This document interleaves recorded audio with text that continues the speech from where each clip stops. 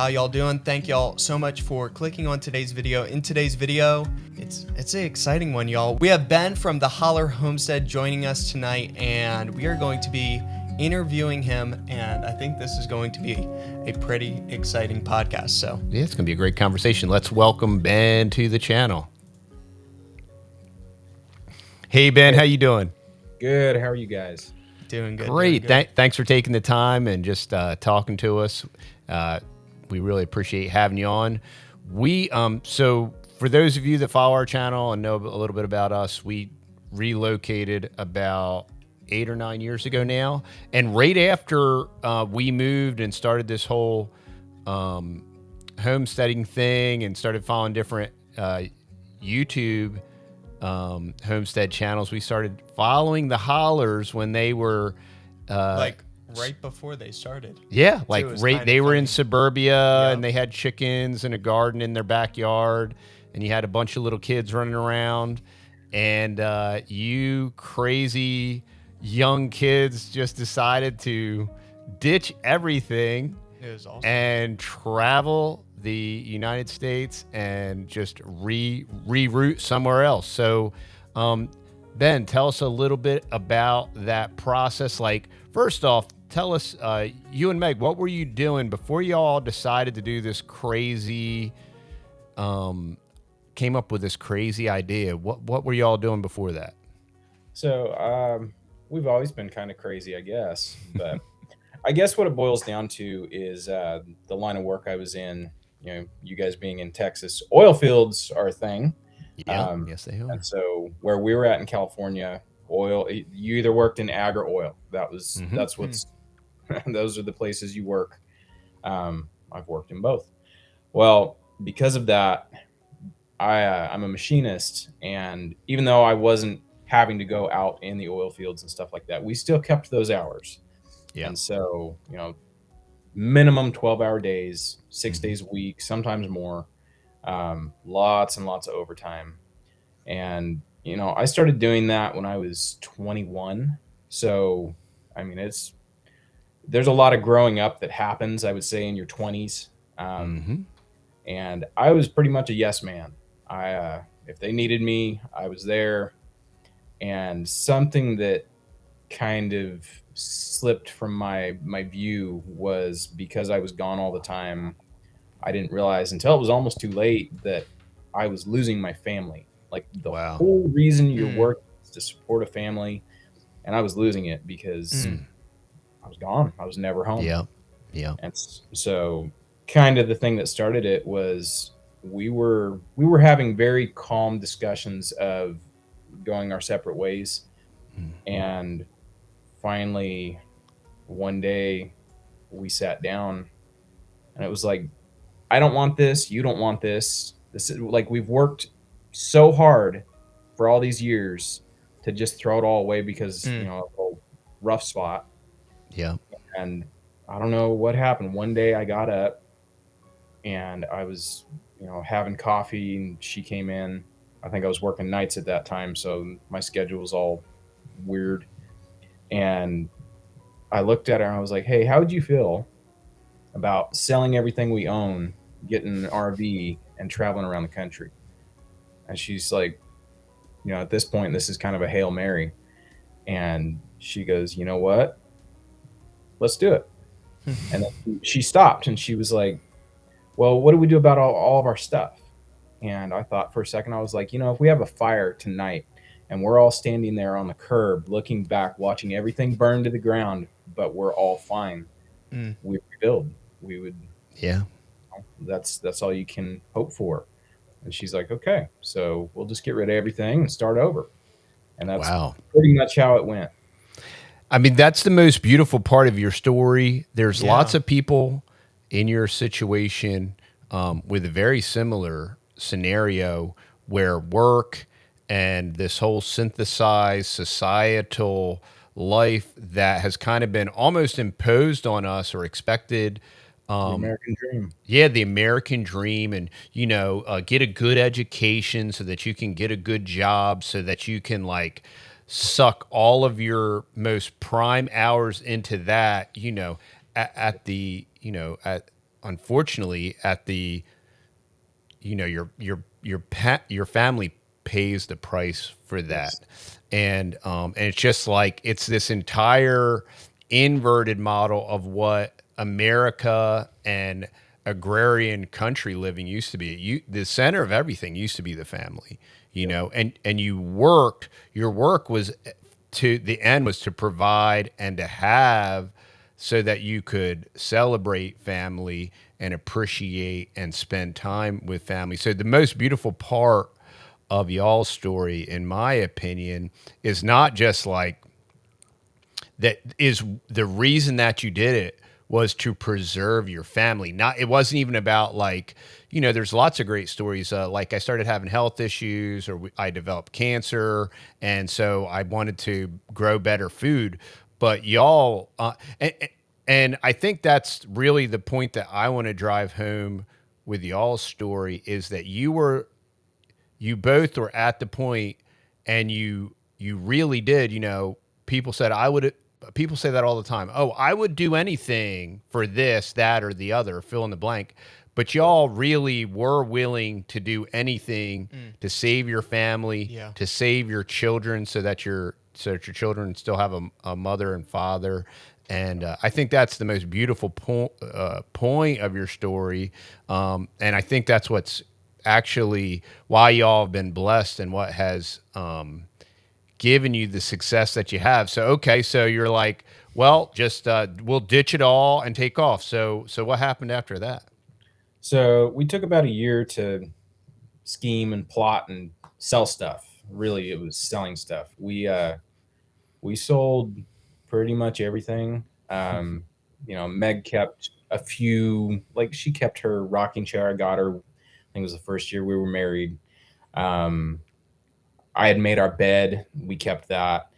I kept all of my equipment because, you know, even though I'm working for someone else as a machinist, anytime I had an opportunity to buy a piece of equipment, I did. And so Yeah. I've got my own machine shop at my disposal. Awesome. Hard And assets. Yeah. That's yes, it was stuff. It was like, I can't rebuy this stuff at the, you know, the price I got into it for. great. Mm-hmm. Yeah. So really, we sold everything else. You know, when it gets down to where you literally sell your kitchen table and now you're eating on a folding table, It's real. yeah, it's real. Oh And man. so, That's I great. mean, I remember the last few weeks before we left. Mm. I mean, stuff was just flying out the door. Everything was either $20 or $100. That was what we sold everything for. But The Ben, that's stuff so that scary, man. it is. It is. When you're watching, you know, that furniture that you paid a lot of money for from, you know, Ashley or wherever, and you Yeah. sell it for $100 just because you need it gone. Yeah. That's when it's real. Yeah. So Great. yeah. So So from you there, jump. I mean, Yeah. we So what happened from there? well, okay. After that, we ended up selling our house faster than we meant to. Mm-hmm. We put it on the market, and it sold in 3 days.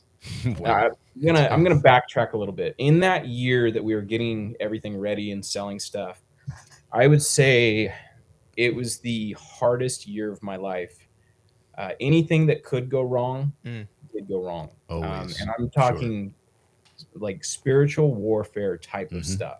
Mm-hmm. Uh, we had a, you know, fairly like 2 or 3 year old water heater explode for no reason. Um, we had a rat infestation while we were getting everything ready. Neighbors cut down some trees and all the rats moved into our house. I mean, it was just one What in thing the after. world? Yeah. Stuff that, you know, in the 9 years we lived there, we never had anything Yeah. like that happened. And it all happened in the span of a year.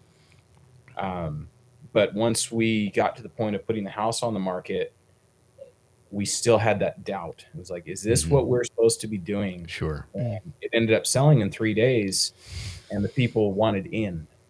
So, you know, my plan was I was going to give them 2 weeks because I was a supervisor. I was going to give them the proper 2 week notice, and these people, after we were in contract, they said, "Hey, could we move up the date so we can move in faster?" And we were like, "Sure." So I ended up, yeah, it was rough. but we did it. Wow. So okay, so you sold Then, everything. yeah, you sold everything, and then like, why did y'all decide, like, what led you on the whole YouTube deal too? Because that's kind of where you started there. Your YouTube journey was there, right? Because it was right as y'all were going on the road trip, you know? I think really what it boils down to is it's kind of a testament to my wife. Meg she's an incredible woman, and when she started the YouTube thing, our whole marriage, she's very entrepreneurial, and she's always had something that she's doing on the side, some way of making money and bringing more money in. And she finally, she started watching the homestead videos and vlogs and stuff like that, and she said, I want to do this. I want to start a YouTube channel. Well, we had a conversation early on. This is before we decided to leave, and she said, I want to bring you home. I was like, with YouTube? Like, I don't think that's possible. She said, I'm going to bring you home. Oh man. So she kept plugging along, and I mean, she has put a lot of blood, sweat, and tears into our channel, and which is kind of weird because when we got here, I'm the one doing all of the interesting stuff. I'm building, Yeah. and so it just made sense for me to take it over. And it kind of hurts sometimes. I'll see the comments; they'll be like, "You need to let Meg film, see if she's any good at it." And it's like, Meg's vlog. Yeah. We're familiar with, everybody's always got, we've changed our channel up several times, and oh, we like these videos and that video and all that stuff. And well, we're all, our lives change, and the channel changes and our roles change, just like with you and Meg, and that kind of stuff happens. And when you're letting people kind of into your life, it's just a really interesting phenomenon. And we were just hugely blessed by y'all's story and inspired, and it was kind of happening in conjunction with ours. So y'all packed up and you basically traveled the country trying to decide where you were going to plant your roots. Yeah, we knew we wanted out of California for some pretty obvious reasons that I don't think I even have to describe to people. Sure. Where we were at in California, Kern County is basically the Wild West. I mean, ag and oil are the two biggest things in the county. So Kern County, compared to the rest of the state, way different. There's a lot of really good people in that part of California. I've heard parts of Northern California are like that too. But when we were looking for property so we could homestead, we started looking farther and farther away in California, and it finally got to the point, it was like, if we're looking at moving 6 or 7 hours away just so we can get some land, why don't we go in a different direction? Why don't we leave? Yeah, wow. And so we kind of laugh. We used to joke, wouldn't it be cool to eat our way across America? Like, go have brisket in Texas, go to Memphis and get, ribs and pulled pork and that kind of thing. Go have lobster in Maine.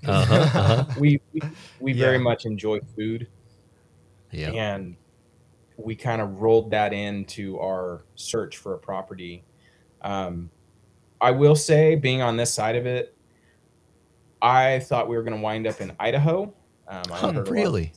Yeah, I heard a lot of good things about Idaho. I knew a lot of people who had moved from California to Idaho, and when we got up there, it was not it. It was the weirdest thing. I mean, for one, it's all high desert up around Boise. Yeah. Unless you're like way up North Idaho in the mountains, the whole state kind of it looks just like where we were from. So it was like, we'll just keep driving, and it was really expensive. Yes. Okay. Yeah. So, yeah, we after we passed Idaho, I think it got real for me, and I started actually breaking down because it was like, We sold our house. Like Yeah. we are traveling on what Yeah. we sold our house for. Like we Yeah. don't have this giant nest egg that Right. Yeah. we're not independently wealthy. Like Yeah. what have I done? But I How mean, old were y'all when y'all left?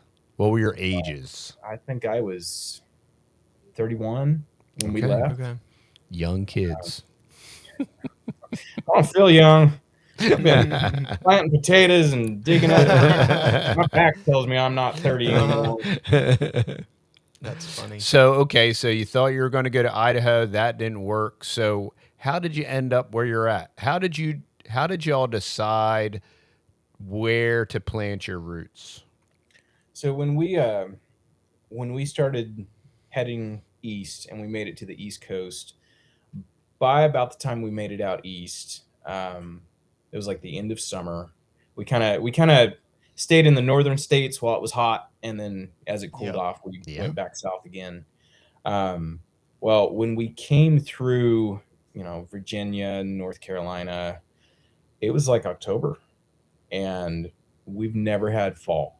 Like we've never seen a Mm. fall, Yeah. Yeah. Yeah. Right. fall color and stuff like that. Um, yeah, it kind of shocked us how beautiful weather can actually be, and seasons. Seasons, yeah. Seasons. Yeah. So we after we had left North Carolina, we met a lot of good people while we were out here. Really, I mean, everywhere we went, we met awesome people. Mm-hmm. Our YouTube was, itty bitty while we were traveling, but Yeah. we still met a lot of really cool people because of YouTube. Hmm. It's a good way to vet people, I guess you could Yeah. say. Yeah. But yeah, once we left North Carolina, every other state after that, it was like I want to go back to North Carolina, and we finished every state that we wanted to see, and we had that conversation. It was like I think North Carolina is where I want to go, and Huh. so we knew. So that was how we wound up here. So you sold everything, you traveled for a little bit. How long was your road trip? We were on the road for 10 months. Wow, yeah, almost a Felt year. more like 10 years when we were in. Yeah. I bet. Yeah. I bet you that was very expensive. Extremely. Yeah. Even, we've always been frugal, Mm-hmm. and it's very hard to be frugal when you're having to either eat out Yeah. or, find a grocery store that's not, a Dollar General Yeah. to try to prepare food for, at Yep. the time, 6 people. Mm. So And I think that's another really important part of your story because you probably did very well on your home. You were in a hot real estate market. Yep. But now, 10 months later, after finding where you wanted to replant, that was obviously very expensive. And it gives people hope in the sense of, oh, yeah, but they were in California and they sold their mini mansion for $500,000. You know what I mean? And then they not took that hardly. money, right? And so, I mean, I think that's the beauty of the story too, is you were able to young family, young children, and just liquidate everything, move, and it wasn't like you were starting with this gigantic nest egg. Because these are all of the challenges that everybody. Well, yeah, but I don't have a lot of money, and we say it all the time. You just got to do it. You just got to do it.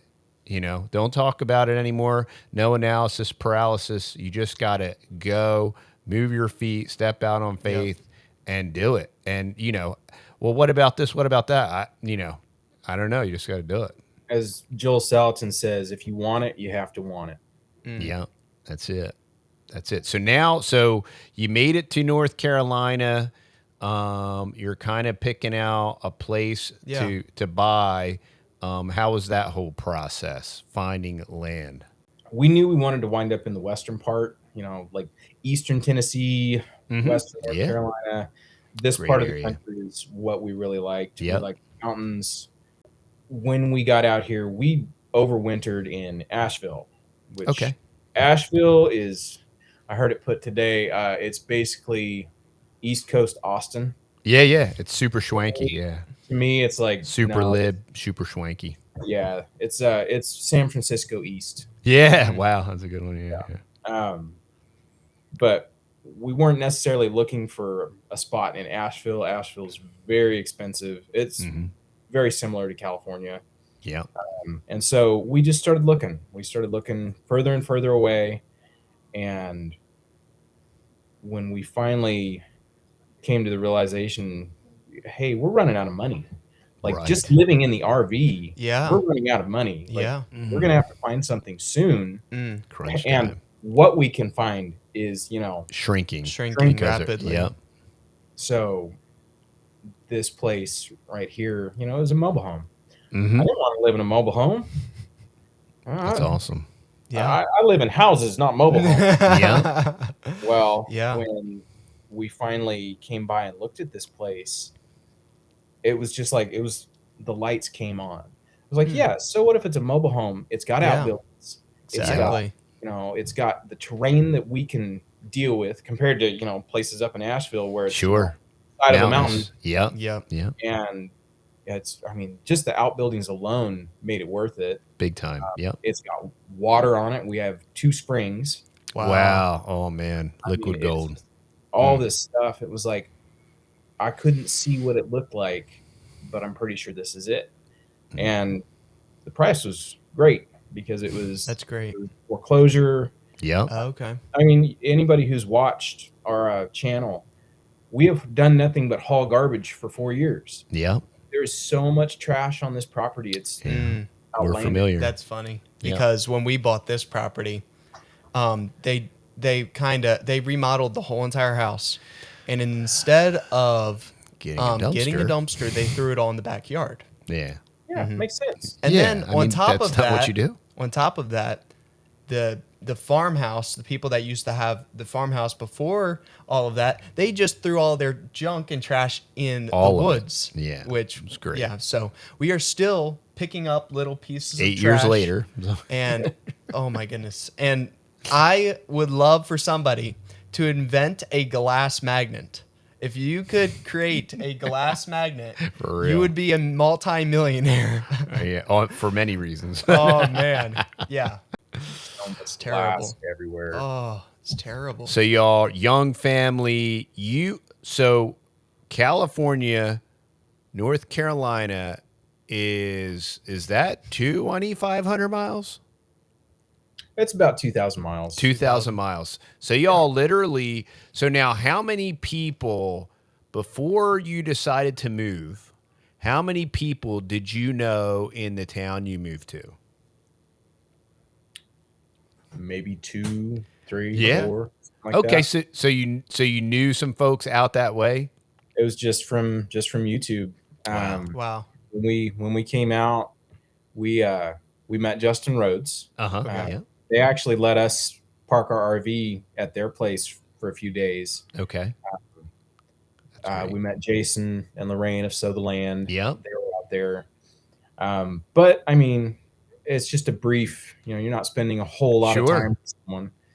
But other than that, I mean, there wasn't really anybody we knew out here. Yeah, and that was the point I was trying to make is like, because that's the same thing that happened to us when people said, Northeast Texas. Well, who did you know there? And I'm like, we didn't know anybody here. Like we literally knew no one. We had no affiliations. We knew nobody in Texas. Yeah, we had never been to Texas, and so it's very similar. And that's you just got to do it. You just got to take the first step. And then take the next step. The Bible says the word is a lamp unto our feet and a light unto our path. And I explain that as like that's the light to see the next step. It's not a 100,000 lumen spotlight that you can see 4 miles with. God's going to give you just enough light and to take the next step. And faith comes into what's on the path that you can't see, and God provides along the way, especially when our motivation and motives are something as sacred as family and, you know, the marriage covenant and wanting to maintain and keep that and keep a nuclear family for the sake of children. And then not only that, you all move 2,000 miles and get your roots planted. And then the next thing you know, you turn around and you got another baby. So that happens. They say, what, new house, new baby, something like that? Maybe that's what it is. I must have missed that memo. But yeah. No, actually, what's been amazing about having this baby, Buggy, her name's Liliana, by the way, because we call her Buggy, and everybody's like, "Is that her name?" Nickname. Oh, man. Every single one of our boys, you know, the oldest boys, the twins, just turned 16. Oh, wow. And the middle one's going to be 14 Uh-huh. in like a month and a half, and then you know the baby just turned 11. So it's just like, okay, it's going quick. Yeah. Well, because I was working all the time, I didn't get to experience what it's like to have a toddler. I didn't Sure. like. I missed first steps. I missed first words. I missed all of it. And having Buggy has been the most incredible experience for me because honestly, it's like my first. Yeah, that's great. Wow. That's so awesome. You know, that's the kind of stuff God does. He will literally allow you to redeem what you take for granted in the past. He will give you the opportunity to redeem and experience that. So okay, so now you ditch the whole kind of 9 to 5 kind of, for lack of a better term, like corporate rat race. Yeah, rat race. That's a good one. So you ditch the whole rat race thing. Family's important. We're going to move. It's so important. We're moving 2,000 miles. We're going to buy dirt, right? And we're going to grow stuff. Yeah. So now, Why homesteading? So now you've done all that. Yeah. Yeah. Why homesteading? Man, how long we got? All right. So I'm sure you're aware of how broken our food system is. I'm sure you're aware of how many toxins and poisons are in our everyday life. That has always been something that we people don't know, but I have had a tinfoil hat since I was just a wee guy. You know, my parents homeschooled me in a time when you'd get your kids taken away for homeschool. That's right. That's great. Yep. Oh, you're our So, kind of people. I mean, it's pretty ingrained in me. And then I married Meg, who was also homeschooled at a time when it was not kosher. Okay. And then we get together and Wonder Twins powers activate. So Meg, for a while, was actually, I was kind of the political side of the conspiracy stuff, and she was the health side of it. Yep. And Okay. you know, since then we've crossed paths, and we're both up on everything. Yeah. On the same page, I guess you could say. Because of the food situation, we take growing our food pretty serious. We take what goes in our bodies pretty serious. Yeah. We live a pretty clean lifestyle. With that, homesteading is just kind of like the next, like it makes sense. Yeah. The more food we can grow, the more we can control what goes in our bodies. And I mean, it just snowballs out of control after that. You know, now we're breeding our own pigs and raising our own pork. That's awesome. We're working on getting to that point with the cow. Sure. We might stick with it. We might not. We need a lot more grass. Okay. Yep. Infrastructure. Yeah. Chickens were the first meat we harvested when we got here, and we haven't bought chicken in 4 years. Like it's been, great. Been amazing. Same with pork, honestly. We haven't had to buy pork since we've been here. Wow. That's great. Why homesteading? It's for the food, man. Yeah. We love food. We care about our food. And I guess that's a big part of what it comes down to. So, okay. So now that you're on the homestead, now that you're raising your own food, what motivates you? Like what motivates you to get up in the morning and go do it? I absolutely love this life. Okay. I feel like I am it's multifaceted. Um, Doing the YouTube thing allows me to be home with my family. Mm. So it's kind of a trade-off. We're trading privacy for more free time. Yep, sure. For right now, it's working out. If YouTube goes away tomorrow, we'll be fine. We're not afraid of working. Yeah. This time around, because of the situation we've put ourselves in, you know, we paid hardly anything for this place because it was so trashed. Well, Sure. because of that, we were able to do it debt free. Awesome. What Great. people Love it. don't know is when we landed here, we literally had our last few $1,000s in the bank. That was everything we had to our name. The first month here. And in that first Wow. month, YouTube took off and we actually Wow. started making enough to live on. It's Wow. one of those things when it happened, the only thing we could say was this is a God thing. Like Yeah. we have no Wow. control over this. Daggum. That's great. Yep. So So you didn't even have like so you're telling me you didn't have a substantial amount of money to put down on your property? we spent all but like 10 grand. Like Well, that was that all. that makes your story that much better Yeah. because you didn't even, it's not like you had a gigantic nut to drop on the property. Oh, I no. mean, you completely and totally bootstrapped the whole thing. Yeah. And obviously God's always involved in that kind of stuff because look, we don't, we give God all the honor and glory. We don't take credit for anything. So obviously, I'm not trying to take anything away from the blessings of God, but I mean that's even more motivational and inspirational part of your story because it's so incredibly relatable. In the sense of like, well, do you want to move 2,000 miles? Do you only have $5,000 or $10,000 to put down on a property? I mean, it just makes it so much more. Relative and relatable to everyone that's listening is like you can do it. Look, these guys did it. You can do it. And and obviously you didn't expect YouTube to take off and to finance this. So you were obviously prepared to. Hey, you relocate, you get a job. Yeah. That's what I had to do, and I still I still work 4 days a week outside of the homestead.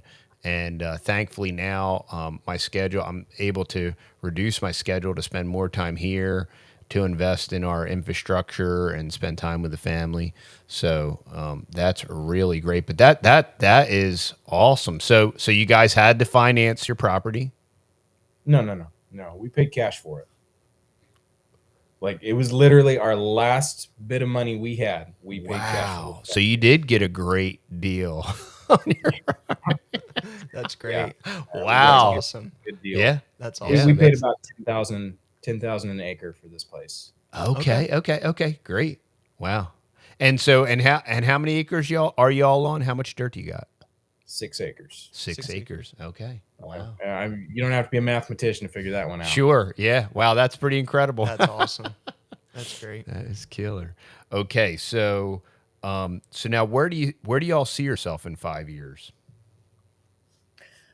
Honestly, I mean, that's a really good question. Hopefully still doing the same thing we're doing now, just a little bit smoother. Okay. There are still some kinks that we would like to work out.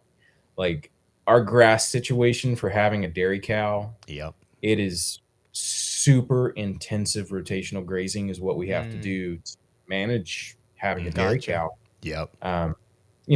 We still have to buy hay through the winter. Sure you do. Yeah. It's just one of those things. It's like, okay, how bad do we want this? And we've had some pretty good discussions as of late. And it's like, is this worth it? Yep. Yeah.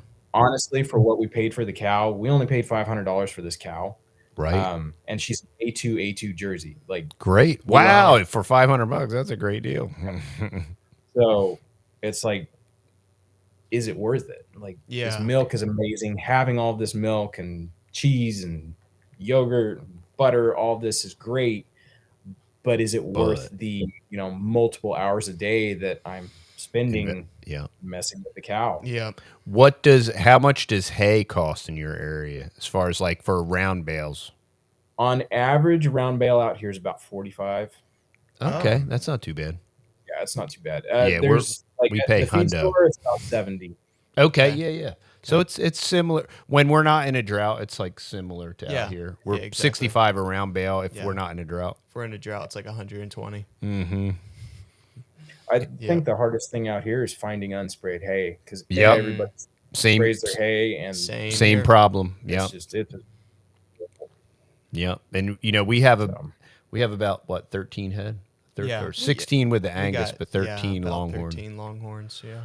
And hay, grass, and we have grazable acres on the ranch property. 14. We have about 14. Yeah. And then we're developing more pasture, but we completely appreciate and understand the grass scenario 100%. and the yeah. challenges with that, and then the evaluation of like, okay, like, is this worth it? How are we going to do this? How are we going to just buy and stack hay, and and what are the benefits, and what are the we're going to do all the pros and cons, and eventually we're going to make a decision. Yeah, and that's the other thing too. Like this year, we had to make a decision with our cows because we had the decision of not rotationally grazing them, and I would like to maybe rotationally graze them more.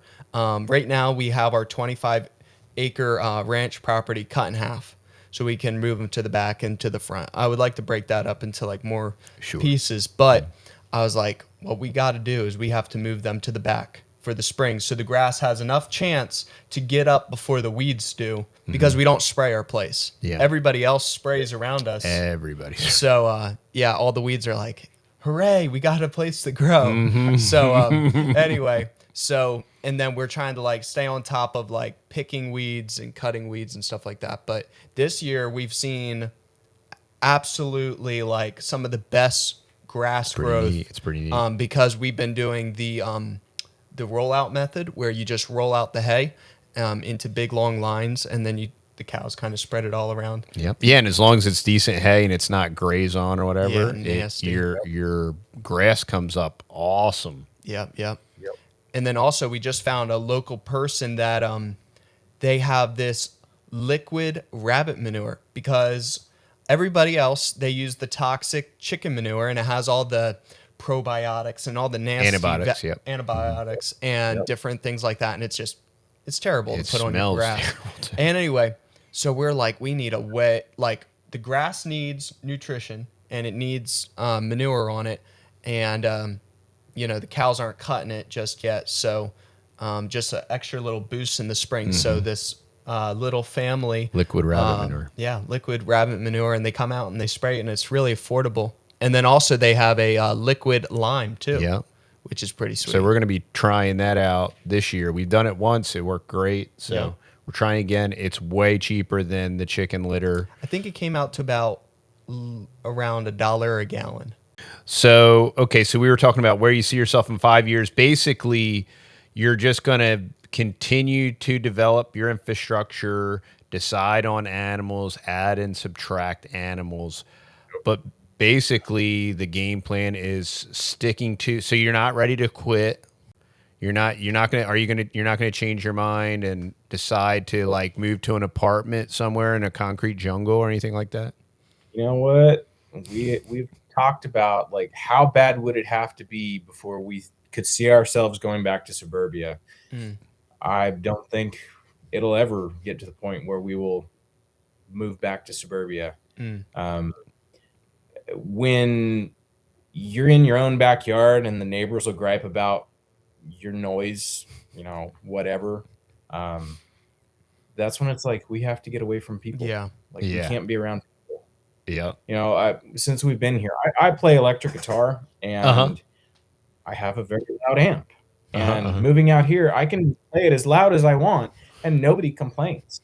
Right. Like it's wonderful. So That's awesome. yeah, it would have to be like a colossal, life-changing event would have to happen before we would leave the homestead. Great.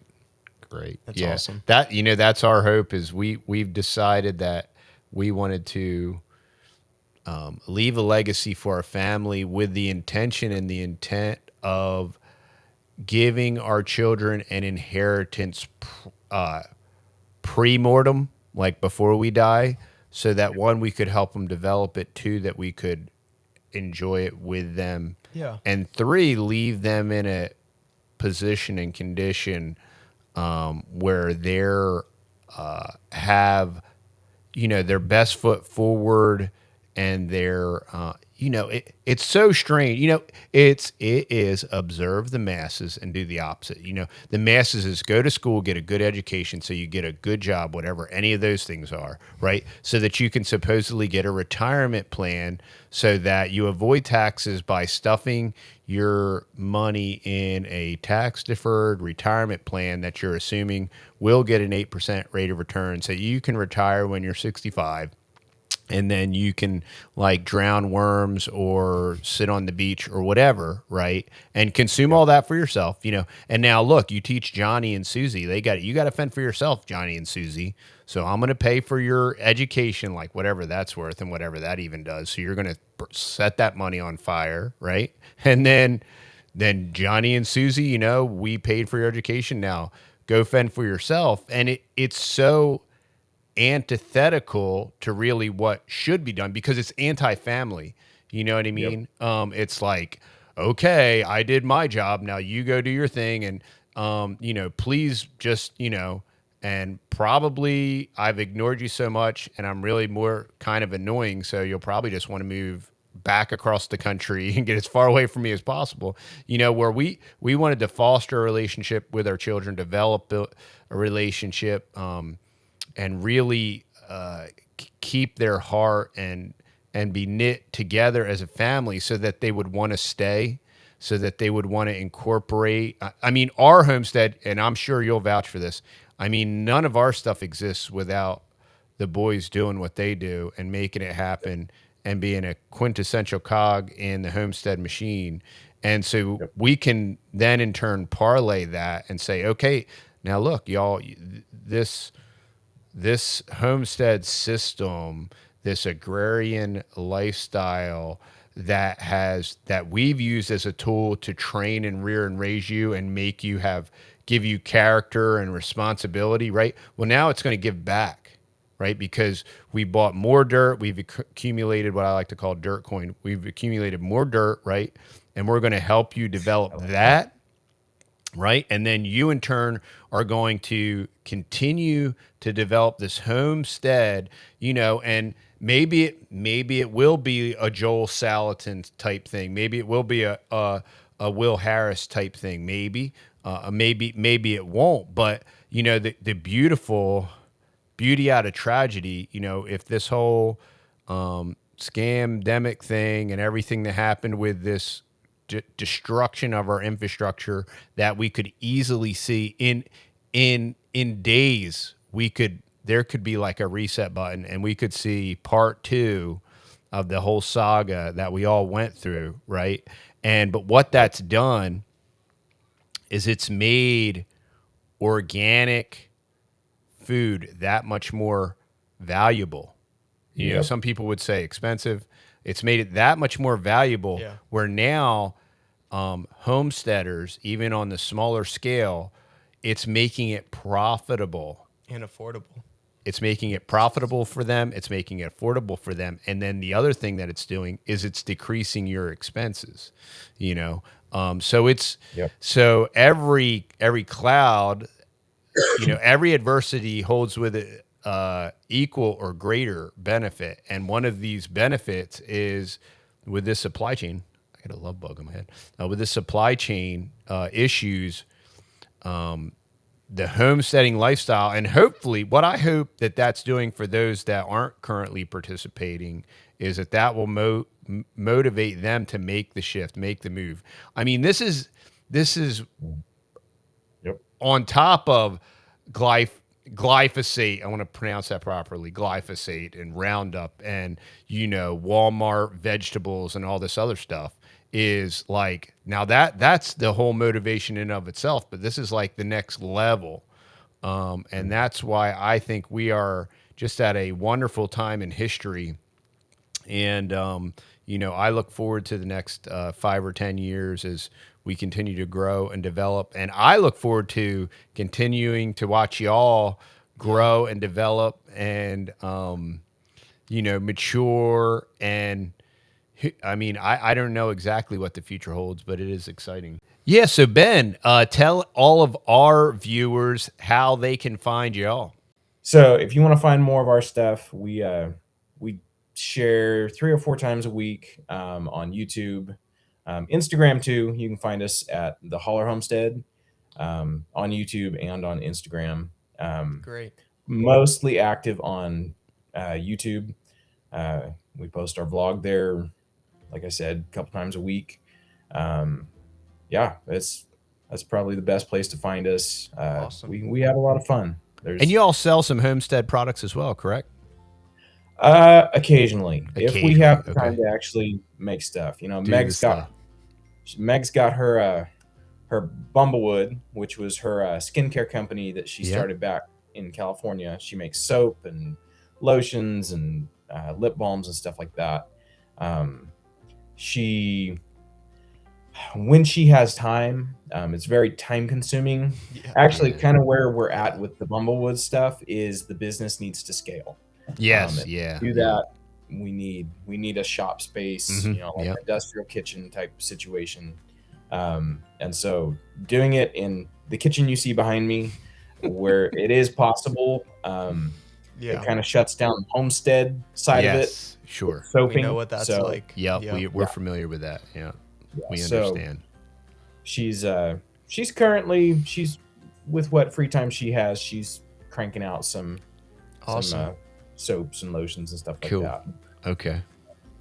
Great, Ben. Well, thanks for coming on, man. We really Yeah, appreciate absolutely. it. I hope that this story at least gets out to our subscribers and motivates some of y'all. I think we've refuted all of your objections, y'all. Y'all have no excuses. All right. If Ben and Meg can do it, you can do Anyone it. can do it. So the time is now. Okay. Oh yeah, everything's uncertain. And what are the banks going to do? What's the Fed's going to do? And what's SWEF going to do? And what's Klaus Schwab think? Does Klaus Schwab think that I should move? I mean, what does Schwaby think? No. It's the time is now, y'all. So just do it. Okay. Yep. Stop thinking about it. Stop talking about it. And Just do if it. you're waiting for someone to tell you what to do, that would be me. Just do it. Do it right now.